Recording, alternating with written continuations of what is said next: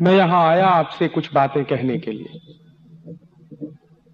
और कुछ गंभीर बातें कहना चाहता हूं। हालांकि इस देश में अब परंपरा टूट गई है गंभीर व्याख्यानों की, गंभीर भाषणों की। आजकल इस देश में जिस तरह के भाषण होते हैं वो भाषण मुझे लगता नहीं कि इस देश को कोई दिशा दे पा रहे। गंभीर बातें होती नहीं हैं, न समाज में हो रही हैं, न पार्लियामेंट के अंदर हो रही हैं। जिनको देश की दिशा देनी चाहिए वो दिशाहीन हो गए हैं। तो दिशाहीन लोग कभी समाज को दिशा नहीं दे पाते। मेरे जैसे आदमी को इस काम में लगना पड़ा, ये मैं बहुत खुशी से नहीं लगा हूं। देश की परिस्थितियां, देश के हालात, बढ़ते हुए इस देश के ऊपर अंतर्राष्ट्रीय दबाव, बढ़ती हुई गुलामी, टूटता हुआ समाज, शक्तिहीन होता हुआ समाज, बढ़ती हुई गरीबी, बेरोजगारी, ये तमाम बड़े कारण हैं जिन्होंने मेरे जैसे नौजवान को बहुत अंदर से परेशान किया है। और उस परेशानी में ही मैं इस काम में लगा हूं। मेरे सोचने का ढंग थोड़ा फर्क है। किसी भी समस्या के बारे में मैं जब विचार करता हूं तो थोड़ा गहरे जाता हूं उस समस्या में। उसका शायद एक कारण यह भी हो सकता है कि मैं विज्ञान और तकनीकी का विद्यार्थी रहा और आज भी हूं। तो विज्ञान और तकनीकी का विद्यार्थी होने के नाते किसी भी समस्या की समाधान तलाशने के लिए उसके जब तक हिस्टोरिकल एस्पेक्ट को समझ नहीं लेता तब तक मुझे वो समस्या समझ में नहीं आती। इस देश में वर्तमान में जो परेशानियां हैं उन परेशानियों को भी मैंने वैसे ही समझने की कोशिश की है। और इस देश की परेशानियों को समझने के लिए पिछले कुछ वर्षों में मैंने लगभग 20,000 से ज्यादा दस्तावेज इकट्ठे किए हैं। ये जो डॉक्यूमेंट्स मैंने इकट्ठे किए हैं ये इंडिया ऑफिस लाइब्रेरी के डॉक्यूमेंट्स हैं, लंदन के। ब्रिटिश हाउस ऑफ कॉमन्स की लाइब्रेरी के डॉक्यूमेंट्स हैं। दुनिया के तमाम दूसरे देशों की लाइब्रेरीज और आर्काइव्स से निकाले गए डॉक्यूमेंट्स हैं। कुछ डॉक्यूमेंट हिंदुस्तान की आर्काइव्स से निकाले हैं मैंने, और उनके आधार पर जो मेरी समझ बनी है वही आपसे शेयर करने आया हूं। वो सही भी हो सकती है, गलत भी हो सकती है, और विनम्रता से यही कह रहा हूं कि अगर आपको कहीं गलत लगे तो आप जरूर मुझे सुधारने की कोशिश करें। ये एक बड़ा अभियान है, देश का काम है जिसमें मैं लगा हुआ हूं, और अगर मुझसे गलती होगी तो सारे देश को उसका नुकसान सहन करना पड़ेगा। तो ये आपकी जिम्मेदारी है कि मेरी गलतियों को सुधारें। देश आजाद हो गया है और आजादी के 50 साल पूरे हो गए। सारे देश में राजनीतिक स्तर पर एक जश्न जैसा माहौल है, हालांकि उसकी आत्मा मरी हुई है। और माहौल इस तरह का है कि हम तो आजाद हो गए हैं, 50 साल पूरे हो गए हैं, ये देश गणतंत्र हो गया है। और हिंदुस्तान की पार्लियामेंट में भी उस दिन 15 अगस्त माने 14 अगस्त की रात 1997 को आपने जो कुछ देखा वो देखा ही होगा। आजादी का एक बड़ा मेला सा मनाया गया। इस देश में आजादी के जश्न मनाने की भी कुछ ऐसी परंपराएं पड़ रही हैं, जैसे उदाहरण के लिए इस देश में आजादी का जश्न मनाने के लिए अमेरिका से एक संगीतज्ञ आ गया था, यानी। तो हिंदुस्तान की आजादी का जश्न मनाने के लिए अमेरिका से संगीतकार बुलाया जाता है, ये मेरे समझ के बाहर की बात है। उस यानी को हिंदुस्तान की आजादी के बारे में क्या समझ है और कितनी समझ है, और साथ ही साथ उस यानी को संगीत की कितनी समझ है जो मेरे देश में चलता है और बजाया जाता है। फिर एक दिन मैंने सुना, अखबारों में पढ़ा कि हिंदुस्तान की आजादी का जश्न मनाने के लिए अमेरिका की एक नाटक कंपनी आई, उसका नाम था पॉल टेलर की कंपनी। तो पॉल टेलर की कंपनी हिंदुस्तान के 10-12 शहरों में नाटक करती थी, और पॉल टेलर जो है उस नाटक के माध्यम से दिखाने की कोशिश करते थे, लेकिन उनको मालूम नहीं था कि झांसी की रानी लक्ष्मीबाई कौन थी और उसने क्या क्या किया था। वो कोशिश करते थे हिंदुस्तान की आजादी का इतिहास बताते, लेकिन उसी दृष्टि से कोशिश करते थे जैसे अमेरिका वाले हिंदुस्तान को देखते हैं, भारत को देखते हैं। और दुर्भाग्य ये है कि हिंदुस्तान की आजादी के जश्न के जितने कार्यक्रम हो रहे हैं वो सब विदेशी कंपनियों द्वारा स्पॉन्सर हो रहे हैं। माने जिन विदेशी कंपनियों के कारण इस देश की आजादी चली गई थी, जिस ईस्ट इंडिया कंपनी और अंग्रेजों के कारण इस देश की आजादी चली गई थी, अभी उन्हीं देशों की कंपनियों को हमारे देश की आजादी से इतना प्यार कैसे हो गया। टेलीविजन पे रात दिन विज्ञापन आप देखिए तो जितने विज्ञापन हिंदुस्तान की आजादी के कार्यक्रम के आते हैं वो सब विदेशी कंपनियों द्वारा प्रायोजित किए हुए होते हैं। तो ये कुछ विद्रूपताएं हैं, ये कुछ विडंबनाएं हैं इस देश की। और इसी विडंबना के बीच मैं मेरी बात आपसे कहने की कोशिश कर रहा हूं कि ये जो आजादी के 50 साल पूरे हुए हैं, हम कहां आ गए हैं और हुआ क्या है पिछले 50 साल में। पिछले 50 साल में जो कुछ इस देश में हुआ है उसको अगर ठीक से समझना हो मेरे जैसे विद्यार्थी के लिए, तो मैं हिंदुस्तान के पिछले 500 साल को भी समझना चाहता हूं कि पिछले 500 साल इस देश में क्या हुआ है। और पिछले 500 साल इस देश में जो कुछ हुआ है अगर वो समझ में आ जाएगा तो अभी जो कुछ चल रहा है वो भी आपके समझ में आ जाएगा। और मैं मेरी बात यहां से शुरू कर रहा हूं कि इस देश में कोई आजादी आई नहीं है और इस पर ताली बजाने की जरूरत नहीं है। यह मेरे दिल का दर्द है। इस देश में कोई आजादी आई नहीं है। यह देश अभी भी उतना ही गुलाम है जितना कि अंग्रेजों के जमाने में था। और कई बार मैं इस बात को एक कदम आगे जाके कहता हूं कि यह देश इस समय अंग्रेजों के जमाने से ज्यादा गुलाम है। देश की व्यवस्थाएं अंग्रेजों के जमाने से ज्यादा गुलाम हैं। तो प्लानिंग के 3 चरण निर्धारित किए गए हैं। पहला चरण यह है, सबसे पहले हिंदुस्तान की अर्थव्यवस्था को खलास किया जाए। और जो बात चल रही है ब्रिटिश हाउस ऑफ कॉमन्स में, वो बात यह चल रही है कि इंडियन इकोनॉमिक सिस्टम को कॉलेप्स करा दिया जाए। और इंडियन इकोनॉमिक सिस्टम जब कॉलेप्स हो जाएगा तो हिंदुस्तान के व्यापारी, हिंदुस्तान के उद्योगपति, हिंदुस्तान के पूंजीपति सब खलास हो जाएंगे। और ये व्यापारी, पूंजीपति और उद्योगपति अगर खलास हो जाएंगे हिंदुस्तान में तो हमारी ईस्ट इंडिया कंपनी का माल हिंदुस्तान के गांव-गांव में बिकने लगेगा।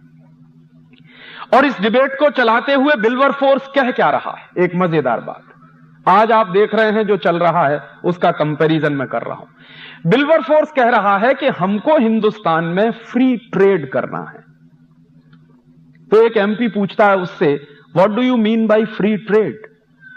तो विल्बरफोर्स कह रहा है कि फ्री ट्रेड का माने ब्रिटिश गुड्स का हिंदुस्तान के गांव-गांव में बिकना, ब्रिटिश गुड्स का, ब्रिटेन के माल का हिंदुस्तान के बाजारों में भर जाना और ब्रिटिश के माल का, ब्रिटेन के माल का हिंदुस्तानी लोगों द्वारा ज्यादा से ज्यादा कंजम्पशन करना, उपभोग करना, यह है फ्री ट्रेड।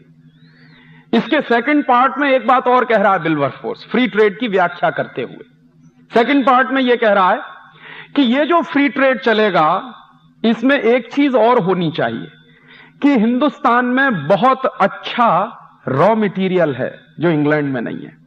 जैसे कॉटन का रॉ मटेरियल है, स्टील के ओर्स हैं इस देश में, आयरन ओर बहुत अच्छा है और भी तमाम तरह के रॉ मटेरियल हैं। तो वो कह रहा है कि कुछ इस तरह का फ्री ट्रेड चलना चाहिए कि जिससे हिंदुस्तान का सारा रॉ मटेरियल ब्रिटेन में आना शुरू हो जाए और उस रॉ मटेरियल के लिए हमको एक नया पैसा खर्च नहीं करना पड़े और उस रॉ मटेरियल से हम फिनिश प्रोडक्ट बनाएं और वापस इंडियन मार्केट में ले जाकर बेचें। तो जब यह डिबेट कंक्लूड हो रही है तो उस डिबेट को इंप्लीमेंट करने के लिए पॉलिसीज बनाई जा रही हैं। और वो पॉलिसीज क्या बन रही हैं? पहली पॉलिसी बनी है और ईस्ट इंडिया कंपनी को एक चार्टर इशू किया गया है ये ईस्ट इंडिया कंपनी जब आई है तो 20-20 साल के चार्टर उसको दिए जाते। पहला चार्टर 1601 में मिला है, फिर दूसरा चार्टर 1621 में मिलता है, फिर इस तरह से 20-20 साल से चार्टर दिए जाते हैं। चार्टर माने अधिकार पत्र। तो इस तरह से 1813 की ये डिबेट जब कंक्लूड हो गई है तो ईस्ट इंडिया कंपनी को एक स्पेशल चार्टर इशू किया गया है हाउस ऑफ कॉमन्स की तरह से, और उस तरफ से, और चार्टर का नाम है चार्टर फॉर फ्री ट्रेड। और मैं जोर दे रहा हूं इस फ्री ट्रेड शब्द पर कि ये जो फ्री ट्रेड शब्द है ये कोई नया नहीं है, ये 250-300 साल पुराना शब्द है। आज जो कुछ आप अखबारों में पढ़ते हैं, सुनते हैं कि इस देश में लिबरलाइजेशन हो रहा है, ग्लोबलाइजेशन हो रहा है, किस लिए हो रहा है? फ्री ट्रेड के लिए हो रहा है। तो ये फ्री ट्रेड तो इस देश में अंग्रेजों ने भी चलाया है। और अंग्रेज इस देश में फ्री ट्रेड क्यों चला रहे हैं? इंडियन इकोनॉमिक सिस्टम को बर्बाद करना है और ब्रिटिश इकोनॉमिक सिस्टम को इस देश में स्थापित करना है, इसके लिए वो फ्री ट्रेड चला रहे हैं। तो उस फ्री ट्रेड में पॉलिसीज क्या बन रही हैं? जो सबसे पहली पॉलिसी बनी है कंपनी सरकार की, 1813 में इस देश में कंपनी की सरकार है, ब्रिटेन की सरकार नहीं। ब्रिटेन की सरकार आई है 1858 के बाद, रानी की सरकार सीधे 1858 के बाद आई है। उसके पहले कंपनी की सरकार है, माने ईस्ट इंडिया कंपनी की सरकार है। तो ईस्ट इंडिया कंपनी की सरकार जो है वो पॉलिसी क्या बना रही है? फ्री ट्रेड का चार्टर आ गया है और उसके आधार पर जो सबसे पहली पॉलिसी बनाई जा रही है वो पॉलिसी क्या है? ब्रिटिश माल पर हिंदुस्तान में कोई टैक्स नहीं लगेगा और उसके बदले में जो हिंदुस्तानी माल होगा उस पर ज्यादा से ज्यादा टैक्स लगाया जाए। नतीजा क्या निकलेगा? अगर ब्रिटिश माल इस देश में टैक्स फ्री हो जाएगा तो गांव गांव में ब्रिटिश माल सस्ता हो जाएगा, और हिंदुस्तानी माल पर लगातार टैक्स बढ़ा दिया जाएगा तो हिंदुस्तानी माल महंगा हो जाएगा। तो स्वदेशी माल महंगा हो जाएगा और विदेशी माल सस्ता हो जाएगा। इसके लिए पॉलिसी बनाई है कंपनी सरकार ने, जिसको कहा गया है चार्टर फॉर फ्री ट्रेड, और उसके तहत इस देश में अंग्रेज कुछ कानून बना रहे हैं। कानून क्या बना रहे हैं? ब्रिटेन के माल पर तो टैक्स हटा दिया पूरी तरह से, और कोई इंपोर्ट ड्यूटी नहीं लगेगी ब्रिटेन के माल पर, और हिंदुस्तानी माल बनाने वाले लोगों पर सबसे पहला टैक्स लगाया गया central excise and salt tax.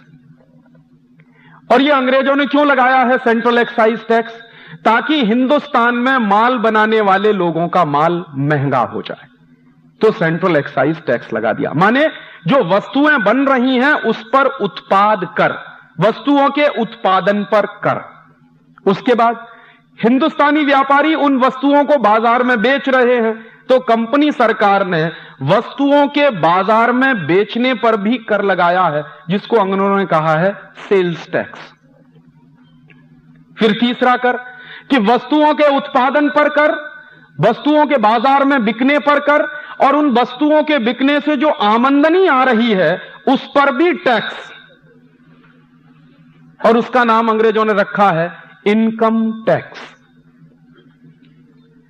तो उत्पादन पे सेंट्रल एक्साइज, बिक्री पर सेल्स टैक्स, बिक्री से होने वाली आमदनी पर इनकम टैक्स। उसके बाद वस्तुओं का आवागमन जो है, ट्रांसपोर्टेशन जो है, उस पर अंग्रेजों ने एक टैक्स लगाया है जिसका नाम है ऑक्ट्रॉय टैक्स, चुंगी नाका।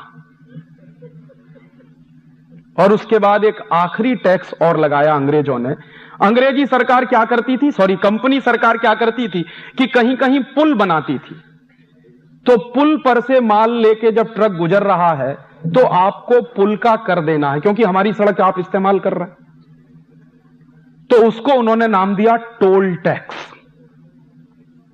तो कितने टैक्स लगा दिए अंग्रेजों ने? वस्तुओं के उत्पादन पर सेंट्रल एक्साइज, वस्तुओं की बिक्री पर सेल्स टैक्स, उसके बाद इनकम पर इनकम टैक्स, उसके बाद ट्रांसपोर्टेशन के लिए आपको टोल टैक्स और ऑक्ट्रॉय टैक्स। और ये पांचों टैक्स अंग्रेज लगा रहे हैं इस देश के उद्योगपतियों पर, ताकि इस देश के उद्योगपतियों का नाश किया जाए। और इसके बदले में जितना भी ब्रिटेन से माल आ रहा है इस देश में, उस पर से सारे टैक्स हटा लिए गए हैं, क्योंकि ब्रिटेन का माल इस देश के गांव गांव में उनको बेचना है। नतीजे क्या निकलते हैं? जब ये पांचों के पांचों टैक्स लग जाते हैं, और उस जमाने की बात कर रहा हूं, आज से लगभग 200 साल पहले की, 1844 1850 में, सॉरी 150 साल पहले की। उस समय मैंने एक दिन हिसाब लगाया कि अंग्रेजी सरकार ने कुल कितना टैक्स लगा दिया हिंदुस्तान के व्यापारियों पर। तो पता चल रहा है कि हर 100 रुपए के व्यापार पर 127 रुपए का टैक्स है। और इस बात की गंभीरता को समझिए कि हर 100 रुपए के व्यापार पर 127 रुपए का टैक्स है। तो एक दिन हाउस ऑफ कॉमन्स में डिबेट चल रही है और एक एमपी कह रहा है कि हिंदुस्तान के व्यापारियों पर इतना टैक्स लगा दिया है, ये सब मर जाएंगे। तो दूसरा एमपी जवाब दे रहा है कि यही हमें करना है। एक दूसरा एमपी खड़ा हो जाता है, तो वो कहता है कि दोनों हाथ में लड्डू हैं हमारे, या तो हिंदुस्तानी व्यापारी मर जाएंगे, माने 100 रुपए पर अगर 127 रुपए टैक्स देना पड़ जाए तो या तो वो आदमी मर जाएगा और या वो बेईमान हो जाएगा। और अगर वो बेईमान हो जाएगा तो भी हमारे गुलामी में आ जाएगा, और बर्बाद हो जाएगा तब तो हमारी गुलामी में आने ही वाला है। अब आप ध्यान करिए इन दो बातों को कि इस देश में टैक्सेशन का सिस्टम क्यों लाया जा रहा है, ताकि हिंदुस्तान के व्यापारियों को, पूंजीपतियों को, काम करने वालों को, उत्पादकों को बेईमान बनाया जाए या फिर उनको खलास कर दिया जाए। ईमानदारी से काम करें तो खलास हो जाएं, और बेईमानी से काम करें तो टैक्स की चोरी करें, और टैक्स की चोरी करें तो हमेशा ब्रिटिश सरकार के अधीन रहें, क्योंकि चोरी करने वाला आदमी कभी आंख में आंख डाल के बात नहीं कर सकता। और इसके लिए फिर उन्होंने डिपार्टमेंट्स बना दिए, income tax department, central excise department, toll tax वाला डिपार्टमेंट, सेल्स टैक्स वाला डिपार्टमेंट, ऑक्ट्रॉय वाला डिपार्टमेंट। और आपको मैं बताऊं कि ये पांचों के पांचों डिपार्टमेंट आज आजादी के 50 साल में भी चल रहे। अंग्रेजों ने इन डिपार्टमेंट्स को बनाया था हिंदुस्तान के व्यापारियों का सत्यानाश करने के लिए। तो मुझे लगता था कि जब 1947 में इस देश में आजादी आई तो अंग्रेजों द्वारा बनाए गए ये पांचों डिपार्टमेंट्स बंद कर देने चाहिए थे, लेकिन वो आज भी चल रहे हैं। और उसी दौर की एक जानकारी और दूं कि अंग्रेजों ने सबसे पहले जब इनकम टैक्स लगाया तो उसकी रेट क्या है, कितना इनकम टैक्स देना पड़ता है। तो अंग्रेजों का जो सबसे पहला इनकम टैक्स का रेट है वो 97% का है। माने 100 रुपए की इनकम है तो 97 रुपए का टैक्स आपको देना पड़ेगा, माने सिर्फ 3 रुपया आपको मिलेगा। और आपको शायद ये मालूम होगा, कुछ बुजुर्ग यहां बैठे होंगे इस सभा में, आजादी के 1947 के बाद कम से कम 20-25 साल तक इनकम टैक्स इस देश में 97% लगता रहा है। आजादी के बाद की बात कर रहा हूं। 1970-72 तक 97% ही इनकम टैक्स लगता रहा इस देश में, जबकि आजादी आ गई थी 1947 में। तो मेरा सबसे पहला और गंभीर प्रश्न यह है कि जो टैक्सेशन का स्ट्रक्चर अंग्रेजों ने बनाया वही टैक्सेशन का स्ट्रक्चर इस समय देश में चल रहा है। अंग्रेजों ने क्यों बनाया? हिंदुस्तानी व्यापारियों को बर्बाद करने के लिए, और हिंदुस्तानी व्यापारी बर्बाद हुए। 1835-1840 में इस देश की क्या स्थिति है व्यापार के क्षेत्र में, उसका एक आंकड़ा है, और यह आंकड़ा statistics British house of Commons की डिबेट से मैंने निकाला। हाउस ऑफ कॉमन्स की डिबेट चल रही है तो एक एमपी कह रहा है कि हिंदुस्तान का व्यापार है कितना पूरी दुनिया में। तो एक सर्वे किया है, और वो सर्वे किया है कई यहां के रेवेन्यू ऑफिसर्स हैं जो ब्रिटेन की सरकार के यहां पर पोस्टेड हैं, और उनका एक हेड है, हेड ऑफिसर, जिसका नाम है विलियम एडम। तो विलियम एडम कई रेवेन्यू कलेक्शन के ऑफिसर्स को लगाता है सर्वे के काम में, पता लगाओ कि हिंदुस्तान का टोटल ट्रेड कितना। तो उसका आंकड़ा है 1835-1840 के आसपास, और ये 1850 तक भी चलता रहा है। 1850 के आसपास तक हमारा टोटल ट्रेड सारी दुनिया के ट्रेड का 1/3 है। माने पूरी दुनिया में अगर उस जमाने में $100 बिलियन का ट्रेड चल रहा हो तो $33 बिलियन का ट्रेड अकेले हिंदुस्तान का है। इसको एक दूसरे तरीके से भी कह सकते हैं कि आज से 150 साल पहले इस देश का कुल व्यापार सारी दुनिया के व्यापार का 33% है, और इस बात को एक तीसरे तरीके से ऐसे भी कहा जा सकता है कि 1850 के आसपास तक दुनिया में जो टोटल एक्सपोर्ट हो रहा है, उस एक्सपोर्ट में हिंदुस्तान का प्रतिशत 33% है। और आज आजादी के 50 साल के बाद हिंदुस्तान का हिस्सा टोटल वर्ल्ड मार्केट में कितना है जानते? रिजर्व बैंक ऑफ इंडिया के फिगर्स हैं, ये मेरे नहीं। Last year reserve bank of India की रिपोर्ट ये बता रही है कि टोटल वर्ल्ड ट्रेड में हिंदुस्तान का कंट्रीब्यूशन क्या है? 0.01%। हम जब गुलाम हैं अंग्रेजों के, और अंग्रेज इस देश का सत्यानाश करने पर तुले हुए हैं, और 150 साल पहले की ये बातें हैं, तब इस देश में कोई हाईटेक नहीं है, तथाकथित हाईटेक नहीं। हाईटेक तो है, लेकिन ये जो सो कॉल्ड हाईटेक है वो नहीं है। इंडस्ट्रीज का स्ट्रक्चर भी मेगा स्ट्रक्चर नहीं है, माने मेगा प्रोजेक्ट्स इस देश में नहीं है। तब हमारा टोटल वर्ल्ड मार्केट में कंट्रीब्यूशन 33% है।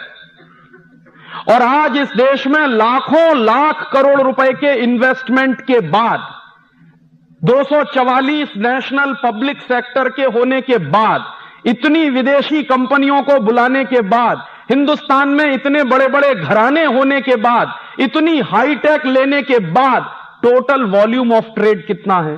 0.01%। तो हम तरक्की की तरफ बढ़ रहे हैं या विनाश की तरफ बढ़ रहे हैं? कहा यह जा रहा है कि आप बहुत तरक्की कर रहे हैं। तो मैं मानता था कि तरक्की होती अगर 33% वाला ट्रेड हमारा 50% हो गया होता, 70% हो गया होता, तो मानता कि हिंदुस्तान ने तरक्की कर ली है। लेकिन यह तो घट के 0.01% पे आ गया। तो हम तरक्की कर रहे हैं या कहीं पीछे की तरफ जा रहे हैं? और इसी के साथ याद आ गई एक बात, तो बता रहा हूं। विलियम एडम ने जो सर्वे कराया है, उस सर्वे में कुछ ऐसे आश्चर्यजनक तथ्य हैं जो आप सुनेंगे तो चकरा जाएंगे। विलियम एडम अपनी रिपोर्ट में लिख रहा है कि 1835-1840 के आसपास हिंदुस्तान में स्टील बनाने वाली 10,000 फैक्ट्रियां हैं, आज से 150 साल पहले। और वो जो 10,000 स्टील बनाने वाली फैक्ट्रियां हैं, उनमें जो स्टील बनता है 1850 के आसपास, वो स्टील इस क्वालिटी का है कि आप उसको वर्षों वर्षों तक पानी में पड़ा रहने दीजिए, उस पर जंग नहीं लग सकता। वो मेहरौली का खंभा सैकड़ों साल से खड़ा हुआ है, उस पर 1% भी कहीं जंग नहीं है। और आज आधुनिक टेक्नोलॉजी से बनने वाले किसी भी स्टील को आप अपने आंगन में फेंक दीजिए, 3 महीने बारिश में उसको पड़ा रहने दीजिए, मैं चैलेंज से कहता हूं उस पर जंग लग जाएगा। 150 साल पहले स्टील बन रहा है इस देश में, तो उस पर 1% का जंग नहीं लगता, वर्षों वर्षों तक ऐसे ही है। और 10,000 फैक्ट्रियां स्टील बना रही हैं। और टोटल प्रोडक्शन ऑफ स्टील कितना है उस जमाने में, यह सुनेंगे तो और आश्चर्य करेंगे। टोटल स्टील प्रोडक्शन है 1850 में हिंदुस्तान का एक साल का करीब करीब 80 से 90 लाख टन एक साल का। और आज जानते हैं कितना स्टील प्रोडक्शन है इस समय देश में? मुश्किल से 72 से 75 लाख टन। इतने मेगा प्रोजेक्ट्स हैं, इतना हैवी इन्वेस्टमेंट है, इतने बड़े बड़े सफेद हाथी हमने खड़े किए हुए हैं, तब स्टील प्रोडक्शन है 70 लाख टन के आसपास। और उस जमाने में 10,000 स्टील बनाने की फैक्ट्रियां हैं, तो उनका स्टील प्रोडक्शन है करीब 80 से 90 लाख टन। और हिंदुस्तान 1850 में स्टील एक्सपोर्टिंग कंट्री रहा है। और यह दस्तावेज ब्रिटेन के पार्लियामेंट के हैं, जब एक एमपी कह रहा है कि ईस्ट इंडिया कंपनी के जितने जहाज बनाए गए हैं, वो सब हिंदुस्तान के स्टील को इंपोर्ट करके बनाए गए हैं। और उस जमाने में 1850 के आसपास सबसे बढ़िया जो स्टील बनता है वो हिंदुस्तान में बनता है, या फिर एक दूसरा देश है डेनमार्क में बनता है। तो डेनिश स्टील जो माना जाता है वो इंडियन स्टील से उस जमाने में 19 है, और इंडियन स्टील डेनिश स्टील से 21 है। और अगर 10,000 स्टील बनाने के कारखाने हैं और इतना बड़ा स्टील के उत्पादन का तंत्र है, तो जरूर कोई ना कोई जबरदस्त हाईटेक रहा होगा इस देश में।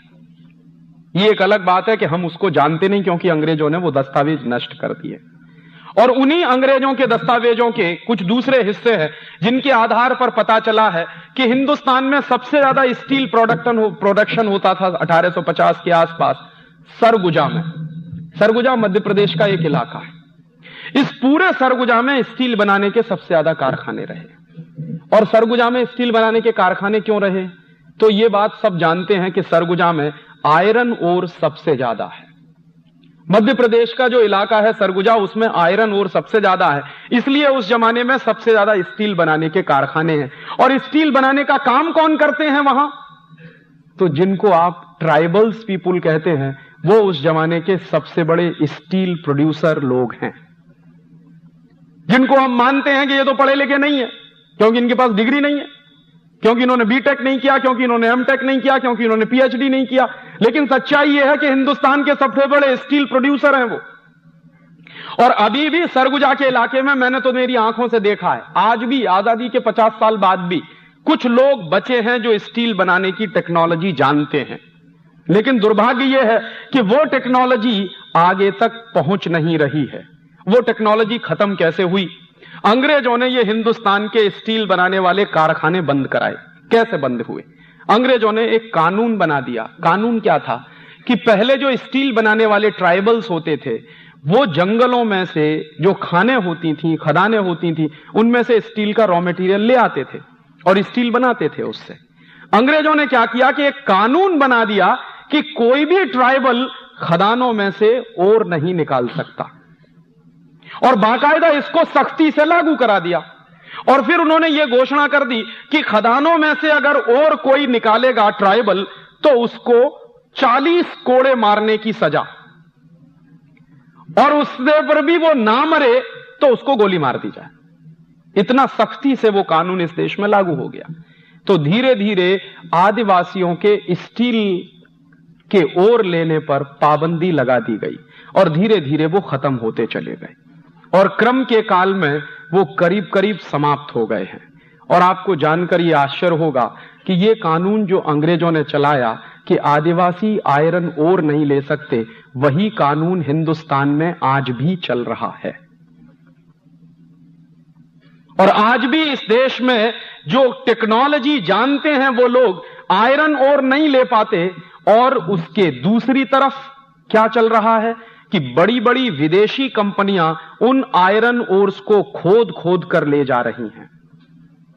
जापान की एक कंपनी है, उसका नाम है निप्पन डेर्नो, वो इसी धंधे में लगी हुई है। तो जापान की कंपनी को तो हिंदुस्तान की खदानें खोद कर ले जाने की खुली छूट है, लेकिन हिंदुस्तान का कोई आदिवासी उस खदान में से रॉ मटेरियल लाकर स्टील बनाए तो उस पर पाबंदी लगी हुई है, वो रॉ मटेरियल नहीं ले सकता। और मैं मान सकता हूं कि यह कानून अंग्रेजों ने बनाया, अंग्रेजों की सरकार थी, उनके अपने स्वार्थ थे, उनको यह देश बर्बाद करना था। मैं ये कैसे मान लूं कि आजादी के 50 साल के बाद भी वही कानून चल रहा? आज तो हमारी सरकार है, आज तो हमारे लोग हैं जो पार्लियामेंट में बैठे हैं। अब तो हम मानते हैं कि यह देश अंग्रेजों की गुलामी से आजाद हो गया है। तो फिर वही कानून जो अंग्रेजों ने चलाया इस देश को बर्बाद करने के लिए, वो क्यों चल रहा है? और क्यों नहीं कोई राजनीतिक पार्टी इस सवाल पर सोचती कि विदेशी कंपनियां तो रॉ मटेरियल खोद खोद कर ले जा रही हैं। जापान की कंपनी निप्पन डेर्नो जो रॉ मटेरियल ले जाती है वो कौड़ी के दाम में जाता है और उससे स्टील बनाकर वापस इसी देश में लाकर बेचती है और फिर दूसरी बार भी मुनाफा लेकर जाती है। यह धंधा तो अंग्रेजों के जमाने में चलता था, वो तो आज भी चल रहा है। कैसे मैं मानूं कि यह देश आजाद हो गया? और इस तरह से अंग्रेजों ने क्या किया है कि इस देश के तमाम हुनरमंद लोगों को बर्बाद। और आपने एक किस्सा और भी सुना होगा कि ये स्टील बनाने वाले लोगों को ऐसे बर्बाद किया अंग्रेजों ने। एक दूसरा किस्सा सुनाऊं। हिंदुस्तान में बहुत बेशकीमती और बेहतरीन कपड़ा बनाने वाले कारीगर होते थे और उन कारीगरों के हाथ का बनाया हुआ कपड़ा सारा देश जानता है कि एक छोटे से रिंग में से पूरा थान पार निकलता था। ढाका की मलमल इस देश में बनती थी। ढाका उस जमाने में इसी देश का हिस्सा था।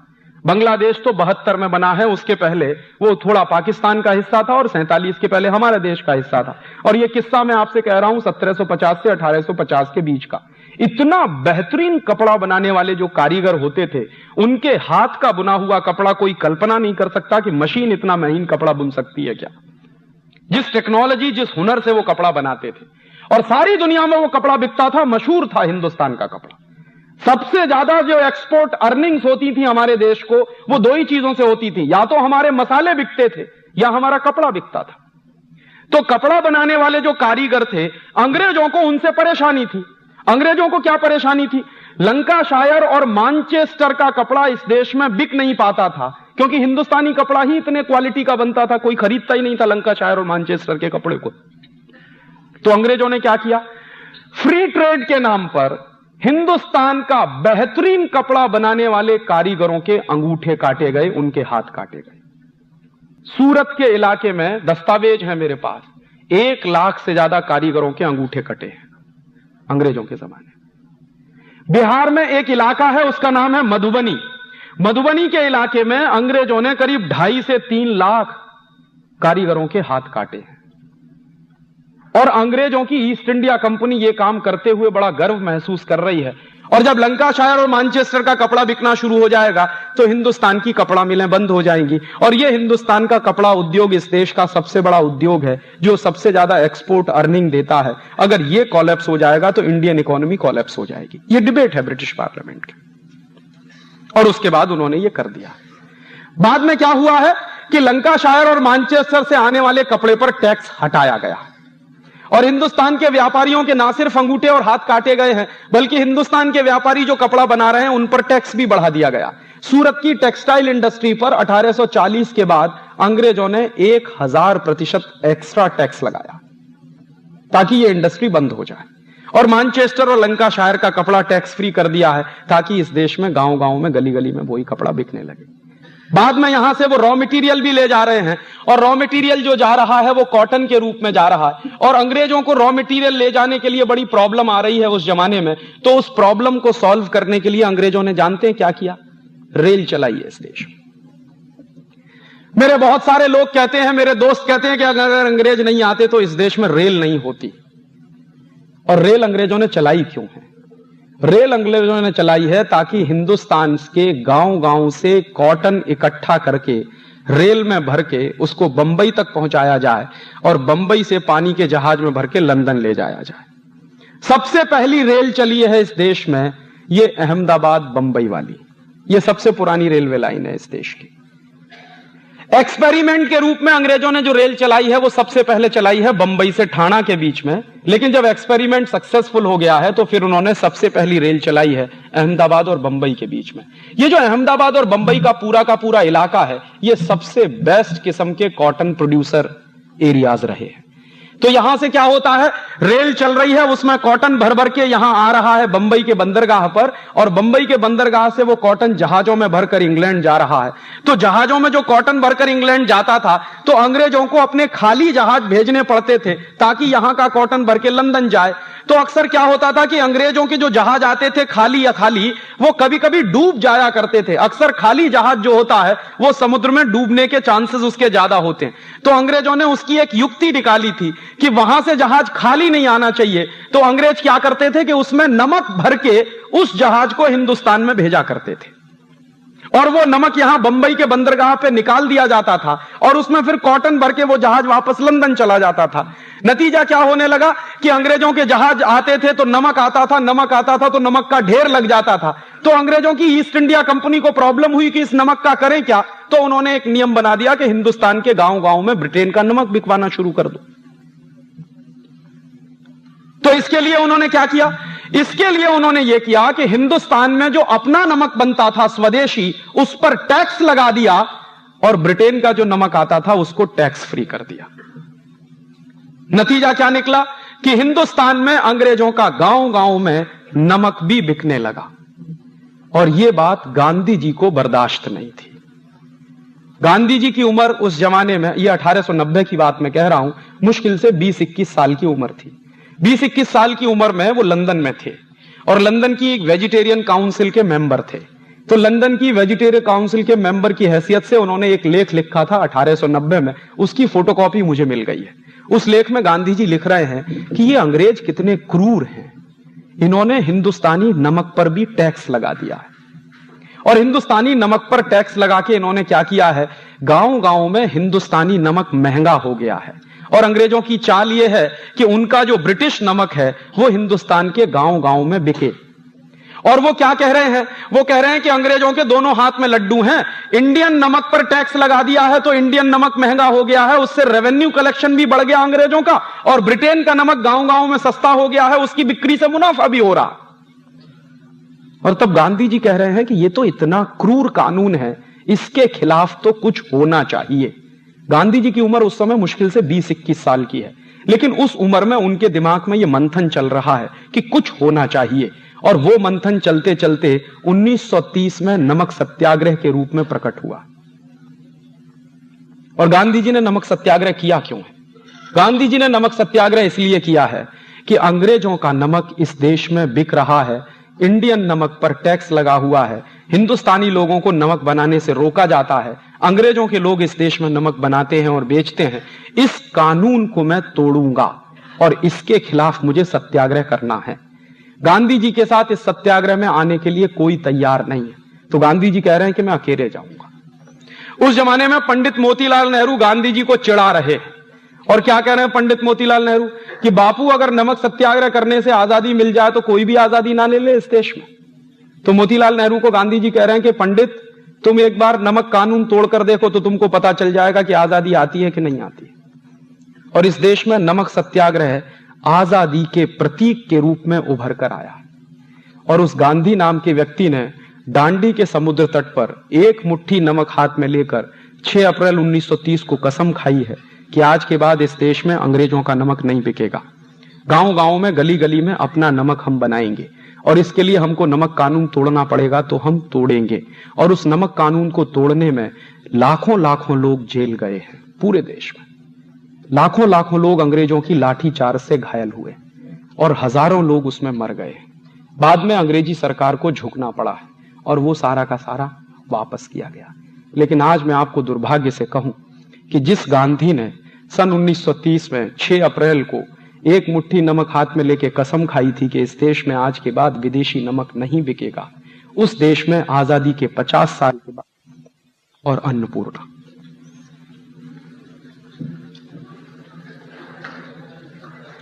और ये ताली बजाने की बात नहीं,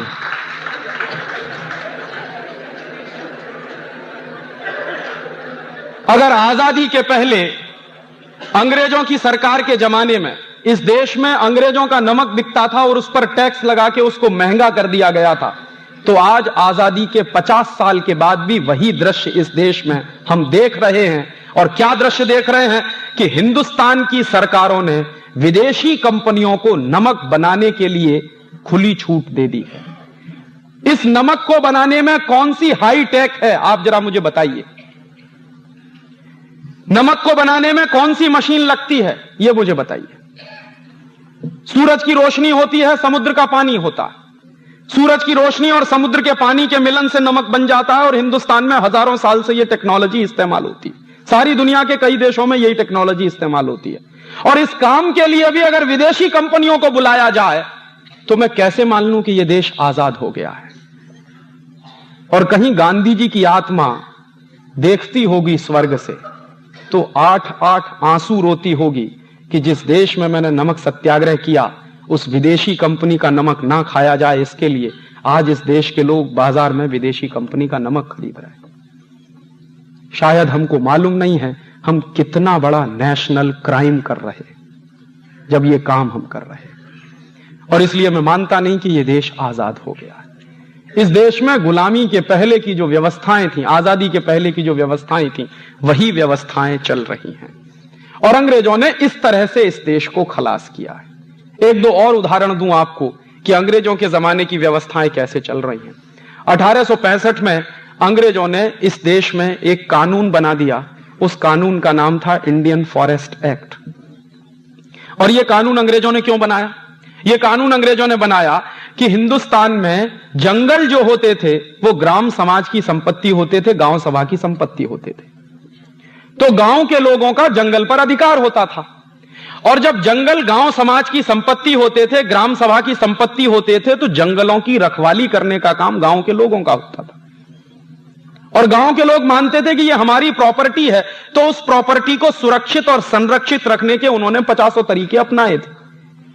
हिंदुस्तान में आज भी एक ऐसी जाति है राजस्थान में जिस जाति का नाम है विश्नोई। और एक बार मैं ये विश्नोई जाति के लोगों के गांव में जाके आया। अलवर जिले के आसपास के इलाके में ये विश्नोई जाति के लोग काफी रहते हैं। तो एक बार मैं उनके गांव में गया था व्याख्यान करने के लिए। तो मैंने उनके गांव के सरपंच और मुखिया से कहा कि आप मुझे अपने गांव का इतिहास बताइए पहले, फिर मैं आपसे कुछ कहूंगा। पहले तो मैं आपसे सुनने आया। तो गांव के मुखिया ने बताया कि राजीव भाई, सन 1865 में अंग्रेज सरकार ने हमारे विश्नोई जाति के हजारों लोगों का कत्ल किया। मैंने कहा क्यों? तो उन्होंने बताया कि उसका मतलब यह था कि अंग्रेजों ने एक कानून बनाया था। उस कानून का नाम था फॉरेस्ट एक्ट। तो मेरे समझ में आ गया कि अच्छा, इंडियन फॉरेस्ट एक्ट, हाँ वही कानून। तो मैंने कहा उसमें तो यह कर दिया था अंग्रेजों ने कि जो जंगल गांव समाज की संपत्ति होते थे, उन जंगलों को सरकार की संपत्ति घोषित कर दिया था, एक ही कानून से, एक ही झटके में। तो होता क्या था कि सरकार की संपत्ति घोषित होने से पहले अंग्रेज जब जंगलों को काटा करते थे तो अक्सर आदिवासियों के साथ उनके झगड़े होते थे। आदिवासी पेड़ कटने नहीं देते थे, अंग्रेज पेड़ काटते थे। और उस विश्नोई गांव के लोगों ने मुझे बताया कि जब अंग्रेज लोग हमारे यहां पेड़ काटने के लिए आते थे तो हमारी महिलाएं पेड़ पकड़ के खड़ी हो जाती थी। पहले महिला का गर्दन कटती थी, उसके बाद पेड़ कटता था। हमारे नौजवान पेड़ पकड़ के खड़े हो जाते थे, पहले नौजवानों का शरीर कटता था, उसके बाद पेड़ कटता था। और हजारों हजारों पेड़ को बचाने के लिए इस तरह से हमारे जाति के लोगों ने कुर्बानियां दी हैं। और यह सब कुछ अंग्रेजों ने किया था 1865 के इंडियन फॉरेस्ट एक्ट के कानून के आधार पर। और 1865 में जैसे ही वो कानून पारित हो गया तो वैसे ही अंग्रेजों ने क्या घोषित कर दिया कि अब पूरे हिंदुस्तान के जो जंगल हैं वो अंग्रेजी सरकार की संपत्ति है। और जब वो सरकार की संपत्ति घोषित हो गए तो सरकार जैसे चाहे उनका इस्तेमाल करे।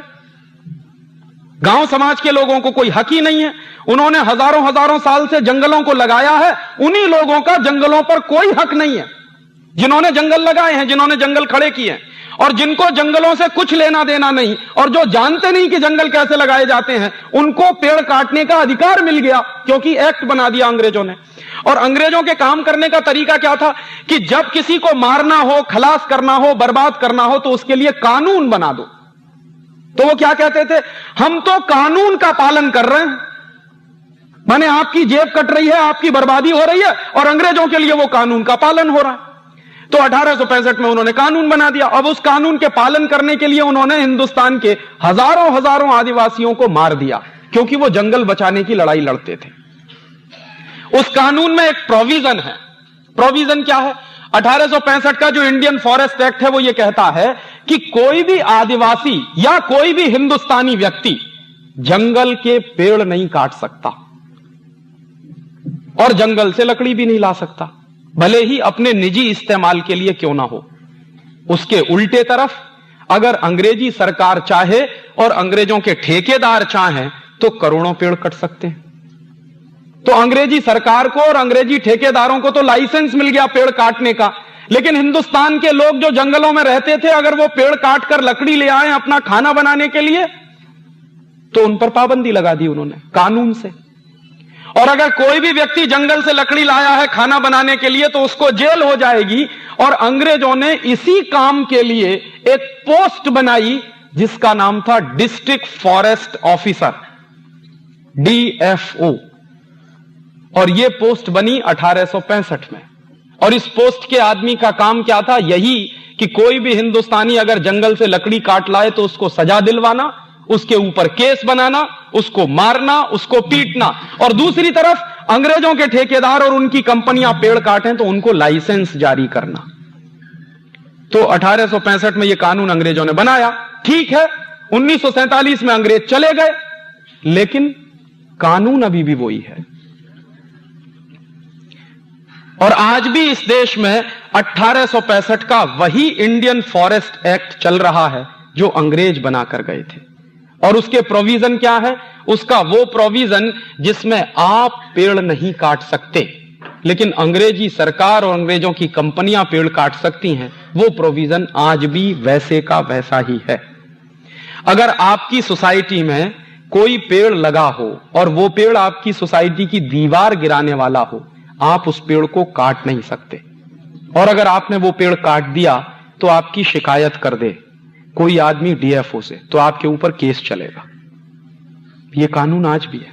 और दूसरी तरफ कुछ विदेशी कंपनियां हैं इस देश में जो हर साल करोड़ों करोड़ों पेड़ काटती हैं और इस देश का सत्यानाश कर रही हैं, उनको लाइसेंस मिला हुआ है। जैसे एक कंपनी है, उसका नाम है आईटीसी, इंडियन टोबैको कंपनी। नाम से ऐसा लगता है जैसे यह हिंदुस्तानी, लेकिन मूलतः यह अमेरिका और ब्रिटेन के पैसे से चलने वाली कंपनी। यह कंपनी क्या करती है? सिगरेट बनाती है, और एक साल में इस कंपनी के हिंदुस्तान में 90 अरब सिगरेट बनते हैं।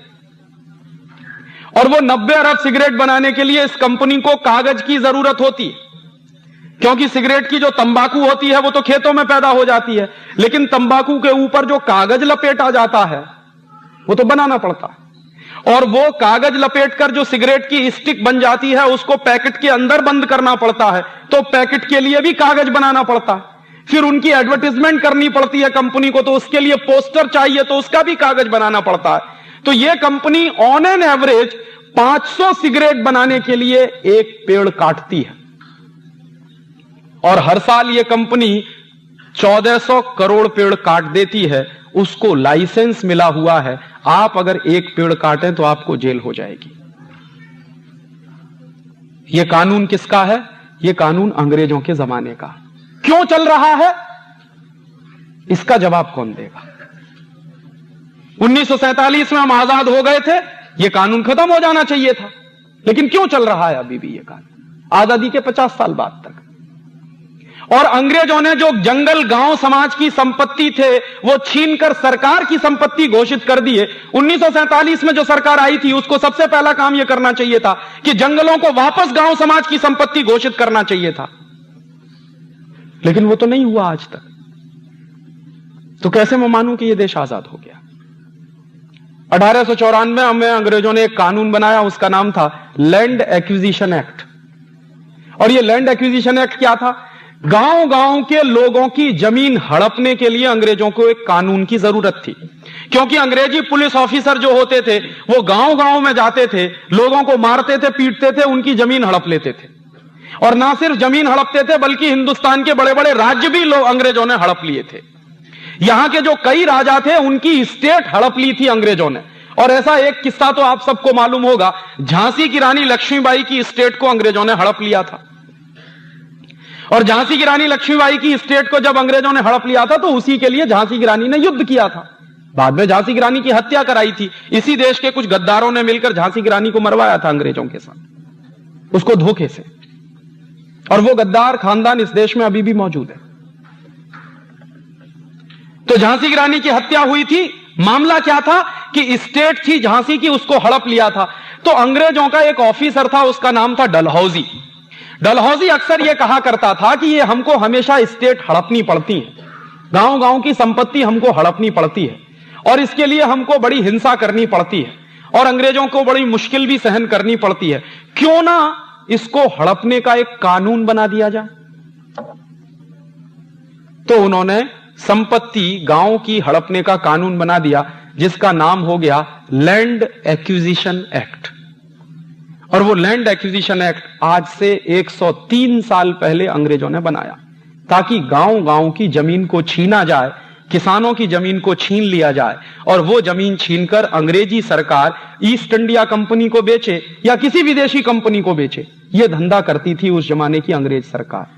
और आपको मैं बताऊं कि दुर्भाग्य आज हमारा यह है कि वो 103 साल पुराना कानून आज भी इस देश में चल रहा है। बस इतना फर्क हुआ है कि उस जमाने में अंग्रेज सरकार इस देश के गांव की जमीन छीनकर विदेशी कंपनियों को बेचती थी। अब हमारी सरकारें गांव के किसानों की जमीनों को छीनकर विदेशी कंपनियों को बेच रही है। इतना ही फर्क है। पहले जो धंधा अंग्रेज करते थे, अब वही धंधा भारत की सरकारें कर रही हैं, तमाम प्रदेशों की सरकारें कर रही हैं। और ये सरकारें तर्क क्या देती हैं कि देश के प्रगति के लिए, देश के भले के लिए गांव की जमीन छीनकर विदेशी कंपनियों को देना बहुत जरूरी है। और उसी के आधार पर क्या हुआ है, पिछले 5 वर्षों में, सन 1991 से लेकर 1996 के बीच में महाराष्ट्र की हजारों हेक्टेयर जमीन विदेशी कंपनियों को बेची गई है। हजारों हेक्टेयर जमीन। गांव के लोगों से छीनकर, उनकी पिटाई करके, उनको मारकर, उनको डरा के, उनको धमका के उनकी जमीनें छीनी गई हैं और विदेशी कंपनियों को दी गई। गुजरात में पिछले 5 साल में हजारों हेक्टेयर जमीन किसानों की छीनकर विदेशी कंपनियों को बेची गई है। और हिंदुस्तान का कोई एक प्रदेश ऐसा नहीं है, कर्नाटक में हजारों हेक्टेयर के जंगल कटवाए गए हैं ताकि विदेशी कंपनियों के कारखाने वहां लग सकें।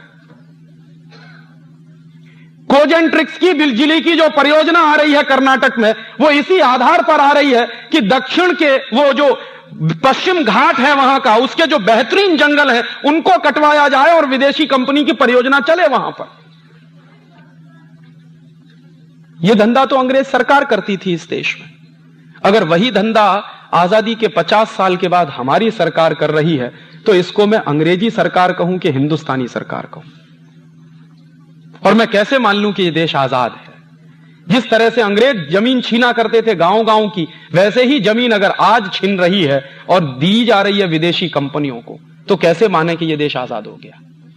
काम तो वही चल रहे हैं, देश तो वैसे ही चल रहा है, सरकारें तो वैसे ही काम करती हैं जैसे अंग्रेजों के जमाने में करती थी। 1860 में अंग्रेजों ने एक कानून बनाया, उसका नाम था इंडियन पुलिस एक्ट। और ये जो 1860 का इंडियन पुलिस एक्ट बनाया, ये अंग्रेजों ने क्यों बनाया? इसलिए बनाया कि 1857 में इस देश में क्रांति हो गई थी, विद्रोह हो गया था, बगावत हो गई थी सारे देश में। मंगल पांडे को फांसी की सजा हुई थी बैरकपुर की छावनी में और सारे देश में आग लग गई थी।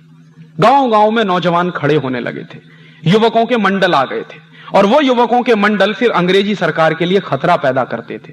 तो अंग्रेजी सरकार ने हिंदुस्तान के क्रांतिकारियों को पीटने के लिए, मारने के लिए, उन पर गोली चलाने के लिए एक स्पेशल कानून बनाया जिसका नाम था इंडियन पुलिस एक्ट। और उस पुलिस एक्ट में उन्होंने क्या किया कि हर अंग्रेजी सिपाही के हाथ में एक डंडा पकड़ा दिया कि तुम हिंदुस्तानी क्रांतिकारियों पर लाठी चार्ज कर सकते हो। और कानून कैसे बनाया? कानून ऐसे बनाया कि हर अंग्रेजी पुलिस ऑफिसर को, हर अंग्रेजी सिपाही को हिंदुस्तान के क्रांतिकारियों पर लाठी चार्ज करने का अधिकार होता था, जिसको तकनीकी भाषा में मैं कहता हूं कि हर अंग्रेज ऑफिसर को राइट टू ऑफेंस था, लेकिन पिटने वाले को राइट टू डिफेंस नहीं था। और जैसे अंग्रेज सिपाही किसी को पीट रहा है, बदले में अगर वो व्यक्ति जो पिट रहा है वो अंग्रेजी सिपाही को पीट दे, तो केस उस व्यक्ति के ऊपर चलता था जिसने अंग्रेज सिपाही को पीटा, ना कि अंग्रेज सिपाही के ऊपर जो पीट रहा है। इसी को तकनीकी भाषा में कहते हैं कि हर अंग्रेज को राइट टू ऑफेंस था, लेकिन पिटने वाले को राइट टू डिफेंस नहीं था। और इस काम के लिए अंग्रेजों ने हर सिपाही के हाथ में डंडा पकड़ा दिया और उस डंडे के बाद इस देश में दनादन लाठी चार्ज होना शुरू हो गया। और जो कानून अंग्रेजों ने बनाया था 1860 में, वही कानून आज भी चल रहा है इस देश में। और आपको शायद मालूम नहीं होगा कि हिंदुस्तान का हर कांस्टेबल हाथ में डंडा लिए क्यों घूमता है। ये हिंदुस्तान के हर कांस्टेबल के हाथ में डंडा किसने दिया? कानून कौन सा है जो हाथ में वो डंडा लेके घूमता? वो कानून अंग्रेजों के जमाने का है, 1860 का। और वो डंडा क्यों दिया? ताकि हिंदुस्तानी लोगों को पीटो, अपने ही भाइयों को पीटो। हमारे बहुत सारे लोग अंग्रेजी सरकार में नौकरी करते थे, अंग्रेजी पुलिस में नौकरी करते थे, तो हिंदुस्तानी अधिकारियों से हिंदुस्तानियों को पिटवाते थे अंग्रेज। अंग्रेज ऑफिसर बाद में आते थे, पहले हिंदुस्तानी भाइयों को पीटते थे।